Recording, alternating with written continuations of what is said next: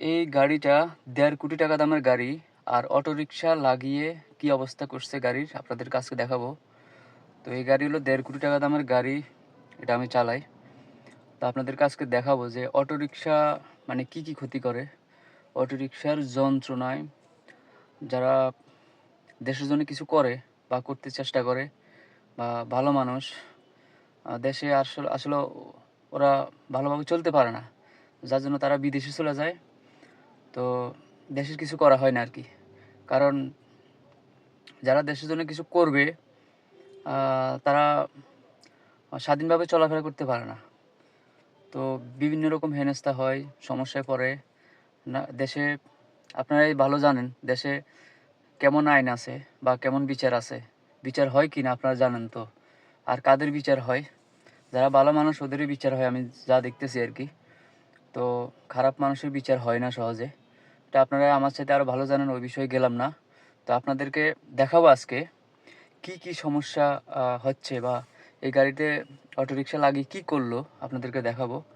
এরকম একটা দামি গাড়িতে অটোরিকশা এভাবে লাগাবে, আসলে এটা খুব খারাপজনক আর কি।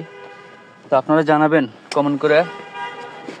গাড়ির ভিতরের অংশ আপনাদেরকে দেখাইলাম, আর হলো বাইরের অংশ দেখুন, এই যে গাড়ির বাইরের অংশ আপনাদেরকে দেখাবো। হলো অটোরিকশা লাগাইছে কোথায়।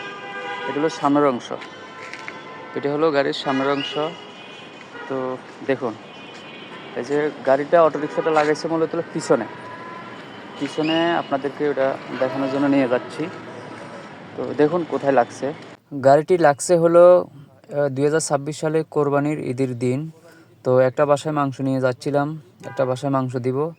তো ওই সময় গাড়িটি অটোরিকশা লাগিয়ে ফেলছে, মানে গলির মধ্যে ঢুকবো, গাড়ি স্লো ছিল, স্লো অবস্থায় এই যে এখানে লাগাইছে দেখুন। মানে দূর থেকে অবশ্য বোঝা যায় না তেমন একটা, বোঝা যায় না।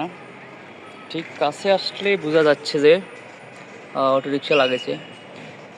গাড়িটা অনেক শক্ত, তো যার জন্য মানে বেশি ভিতরে যায় নাই, হালকার উপর। আর হলো ইসের মধ্যে যে একটা বিট আছে, বিটের মধ্যে পড়ছে, যার জন্য কম বোঝা যাচ্ছিল আর কি। বিটের মধ্যে লাগানোর কারণে কম বোঝা যাচ্ছে। যদি দূরে লাগানো হতো বা অন্য সাইডে লাগানো হতো, সমান জায়গায় লাগানো হতো, তাহলে জিনিসটা বেশি বোঝা যেত আর কি। তো এই হলো মানে দেশের অবস্থা। মানে গাড়িটা চালাইতে হয় অনেক সূক্ষ্মভাবে আর কি। সামনে পিছনে অনেক দূরত্ব বজায় রেখে গাড়ি চালাই, তারপরও মানে গাড়ি ভালো রাখতে অনেক অসুবিধা হয়। তো এই গাড়িতে প্রায় 50,000 টাকার উপরে বাৎসরিক ট্যাক্স দেওয়া হয়। আর অটোরিকশায় 1 টাকাও ট্যাক্স দেওয়া লাগে না। তাহলে এত অটোরিকশা কই থেকে আসলো? এগুলো তো হঠাৎ করে আসছে। এর আগে অটোরিকশার লোকজনের কোথায় ছিল? অটোরিকশা যারা চালায় ওরা কোথায় ছিল, কী পেশায় ছিল? তারা হঠাৎ করে রাস্তায় চলে আসলো, আর রাস্তায় কোনো ভালো গাড়ি চলাচল করতে পারে না, কারণটা এইভাবে লাগাই ফেলে।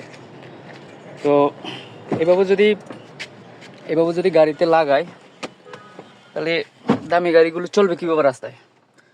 তো আসলে মানে এত টাকা ট্যাক্স নেয়, কিন্তু এত টাকা ট্যাক্স নিচ্ছে সরকার, অথচ সেফটি দিতে পারতেছে না।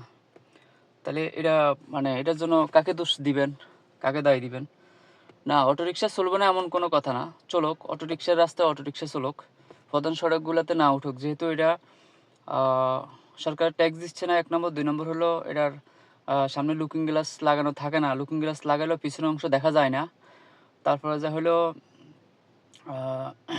আরও নানান সমস্যা আছে। ভিডিওটা বড় হয়ে যাবে, যার জন্য কথা শর্ট করে বলতেছি আর কি। কারণ এটা তো মানে স্যাসিসটা না, মানে সেফটিযুক্ত না। আবার স্যাসিসটা তো ওরকম পারমিশন নেওয়া না, কোনো ইঞ্জিনিয়ার করা করে বানানো হয় না। এটা যার যার মতো করে মানে বানানো হয়েছে। স্যাসিসটা এরকমটা হয় নাই। আপনার লুকিং গ্লাস লাগাইলেও পিছনে দেখা যাবে না, কারণ পিছনে হলে চড়া, সামনে হলে চিকন, যার জন্য পিছনের অংশ দেখা যাবে না। এর ভিতরে চালানো উচিত আমি মনে করি আর কি, ভিতরে গলিগুলোতে চালালে ঠিক আছে।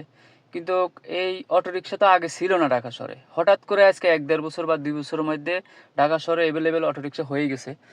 কিন্তু দুঃখজনক হলেও, যদি অটোরিকশা যারা চালায় আজকে থেকে যদি আরও অনেক 10 বছর 5 বছর আগ থেকে চালাইতো, তাহলে বুঝতাম যে তারা এই পেশায় ছিল।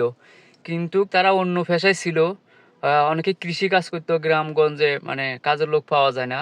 কৃষিকাজে অনেক সমস্যা হচ্ছে। কৃষিকাজ হচ্ছে না গ্রামে, মানুষ না পাওয়ার কারণে। অথচ তারা ওইসব কাজ থুইয়া হঠাৎ করেই চলে আসে এখানে। তাহলে ওরা বেকার তো হবে না। কিন্তু সরকারের উচিত দ্রুত এই ব্যবস্থাটা নেওয়া যে প্রধান সড়কগুলাতে যেন অটোরিকশা কোনোভাবে না ওঠে। ভিতরের গলিগুলাতে চলুক, ওটাতে সমস্যা তেমন একটা হচ্ছে না আরকি। তো এই হলো আমার আজকের কথা। আপনারা কমেন্ট বক্সে জানাবেন। ভিডিওটি অনেক বড় হয়ে গেছে। তো আর বড় করতে চাচ্ছি না। সবাইকে ভালোবাসা রইলো। অন্য পর্বে দেখা হবে। ভিডিওটি অবশ্যই সবাই শেয়ার করে দেওয়ার চেষ্টা করবেন।